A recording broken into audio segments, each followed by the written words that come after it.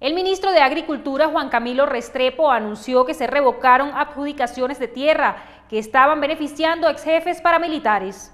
El gobierno revocó la adjudicación de 4.000 hectáreas de tierras en el departamento del Magdalena, que le habían sido entregadas por los anteriores administración del INCODER a testaferro del extraditado paramilitar Rodrigo Tobar Pupo, alias Jorge 40.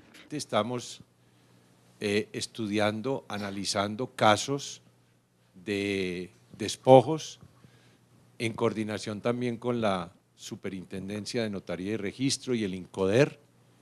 El caso más reciente, por ejemplo, que hemos establecido fue la revocatoria que se formalizó ayer por parte del INCODER a través de cerca de 50 resoluciones por las cuales se revocaron adjudicaciones espurias que dio hace algunos años el INCODER de entonces a gente que no eran los campesinos dueños de las tierras, sino simplemente calanchines postulados por el paramilitarismo.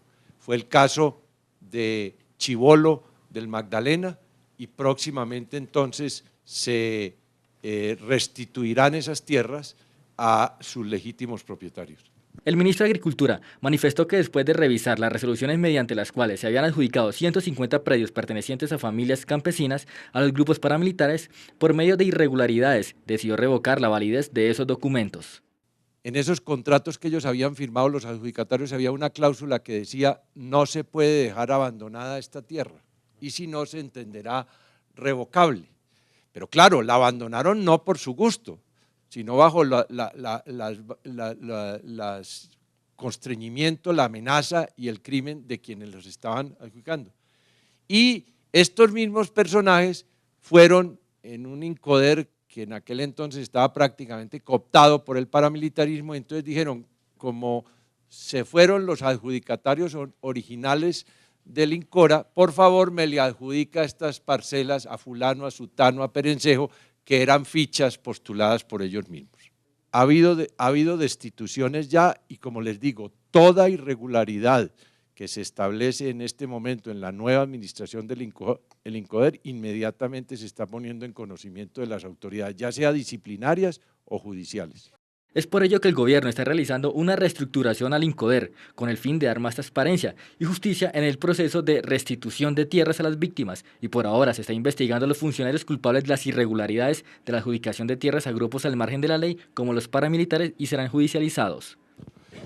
Pues el INCODER está en un proceso de reestructuración, de reingeniería, tanto administrativa como ética y de profilaxis moral.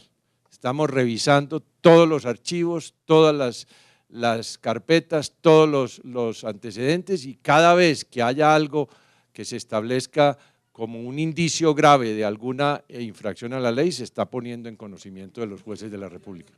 Sí, hay investigaciones, además de la restitución que ordena el INCODER, hay investigaciones y el caso está debidamente documentado ante la Fiscalía General de la Nación. El ministro Restrepo anunció que la restitución se hará en las próximas horas a un grupo de familias campesinas dueñas de sus tierras en cerca de 4.000 hectáreas. El ministro de Hacienda, Juan Carlos Echeverry, señaló que la decisión de Standard & Poor's de otorgar el grado de inversión a Colombia es un voto de confianza hacia el país. El ministro de Hacienda, Juan Carlos Echeverry, explicó que el grado de inversión significa que habrá tasas de intereses más bajas y más prosperidad para todos. El grado de inversión significa que Colombia es un pagador impecable de sus acreencias, de sus deudas. Cuando el país le pide a gente del extranjero de Colombia que compren deuda pública, todo el mundo se pregunta con qué confianza, con qué credibilidad podemos prestarle plata a un gobierno soberano, a un país. El grado de inversión quiere decir que el país juega en las grandes ligas económicas en términos de credibilidad, que somos como las mejores empresas o los mejores países. Quiere decir que nos graduamos para jugar en las grandes ligas. Quiere decir que hay una credibilidad en la senda de crecimiento, en la senda fiscal, en el plan del gobierno Santos. Quiere decir que desde hace 80 años, durante ni siquiera un día hemos dejado de pagar ni un peso ni un dólar. Hemos cumplido perfectamente con todas nuestras deudas internacionales y nacionales. Después, graduarnos, valga redundancia, de pagador impecable. Echeverry dijo que obtener ese grado implica para Colombia un reconocimiento y mucha confianza en el futuro. En la Maloca del Jardín Botánico se dio la instalación del cuarto Congreso de los Pueblos Indígenas, que reunió a los líderes de las 63 etnias que están presentes en Bogotá. El objetivo del cuarto Congreso de Etnias Indígenas es concertar y diseñar los ajustes y propuestas a la política pública indígena, que busca garantizar los derechos individuales y colectivos de las comunidades. Bogotá, de acuerdo al censo que hizo el DAN en el 2005, tiene 18.000 indígenas. De los 18.000, habemos 62 pueblos indígenas del país en la ciudad acá en Bogotá, de los 109 que existen en el país.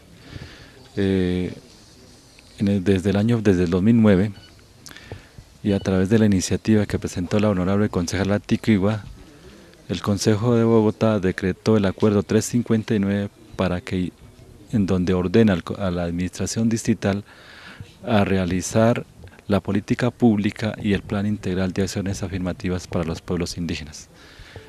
Ese proceso ya llevamos más de un año y en este cuarto encuentro vamos a hacer los ajustes, las recomendaciones para presentar a Bogotá y al gobierno distrital para que adopte el decreto de política pública para los pueblos indígenas. El encuentro también pretende garantizar un espacio de concertación y diálogo entre las comunidades indígenas y las entidades distritales para promover relaciones de entendimiento intercultural, encaminados a adquirir compromisos y responsabilidades mutuas. En la instalación, los indígenas realizaron sus rituales previos a las jornadas de trabajo.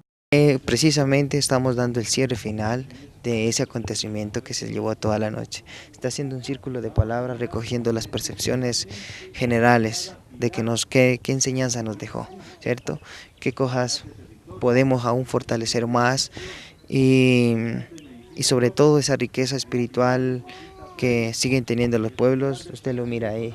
Estamos en la Maloca del pueblo Huitoto, los pueblos amazónicos, centro de lugar de espiritualidad, de tejer pensamiento, tejer sabiduría, y es precisamente donde estamos presentes aquí varios delegados y líderes de pueblos dando ese cierre de encomienda de espiritualidad a los mayores para que en este encuentro nos vaya bien. Uno de los temas de relevancia dentro del Congreso es la condición de mendicidad en que se encuentran muchas etnias en Bogotá, como es el caso de los Embera. El problema en mendicidad en Bogotá, esto ha generado una controversia bastante complicada para las poblaciones indígenas en Veracatíos y en Verachamí. El propósito de la fundación y que siempre hemos llevado es fortalecer su cultura, fortalecer su tradición y su lengua. La mendicidad en Bogotá ha sido como el epicentro para que estas poblaciones indígenas de un momento a otro pierdan su cultura y pierdan su tradición. El Jaibaná, como tal, el fortalecimiento es más masivo de estas poblaciones con el objetivo de que estas poblaciones obviamente tengan un momento a otro en definir su situación. En este sentido, el Instituto Distrital de Participación y Acción Comunal trabaja en la reivindicación de derechos para esta población. Esta política surge como parte del plan de gobierno del alcalde y lo que busca es la reivindicación de los pueblos indígenas a través de su exigibilidad en los derechos, básicamente. Las autoridades japonesas elevaron el nivel de alarma de 4 a 5 en la escala internacional para incidentes nucleares, aunque el primer ministro de Japón, Naoto Kan, aseguró que su país superará la catástrofe causada por el terremoto de hace una semana. Otro incendio en la planta nuclear de Daiichi aumentó los niveles de radiación cerca de la capital japonesa. El primer ministro del Japón, Naoto Kan, ha afirmado este viernes que en su gobierno están dando a conocer toda la información que se dispone sobre el accidente ocurrido en la central nuclear de Fukushima, número 1, a causa del terremoto y el posterior tsunami del viernes pasado. Por su parte, ingenieros japoneses aceptaron este viernes que la única manera de prevenir esta catástrofe de fuga de radiación desde los reactores nucleares dañados podría ser enterrarlos bajo arena y concreto, el método usado para sellar enormes filtraciones desde Chernobyl en el año de 1986. Financieros dijeron que aún esperan reparar un cable eléctrico, al menos hacia 2 reactores, para encender bombas de aguas necesarias para enfriar unas varillas del combustible nuclear usado. Trabajadores también arrojaron agua sobre el reactor número 3, uno de los 6 de la planta que están en situación más crítica. Esta es la primera vez en la que los operadores de las instalaciones reconocen que enterrar el enorme complejo es una opción. Una señal de que las acciones como arrojar agua desde helicópteros militares no están teniendo ningún éxito hasta el momento. Mientras la campaña de energía eléctrica de Tokio, TEPCO, responsable de Fukushima número 1, ha dicho que este sábado por la mañana podría restablecerse el suministro eléctrico en el reactor número 4. Poco antes, la Agencia de Seguridad Nuclear e Industrial había anunciado que la electricidad podría volver a los reactores 1 y 2 el sábado. El nivel de reacción detectado en la planta operada por Tokyo Electronics Power compañía en Fukushima ha caído a un ritmo constante durante las últimas 12 horas, dijo el jueves un funcionario de la Agencia de Seguridad Nuclear e Industrial de Japón. Se registró un nivel de 752 microsieverts por hora en la puerta principal de la planta a las 17 horas local de GTM, el miércoles, dijo el funcionario Tetsuyumi Omishu.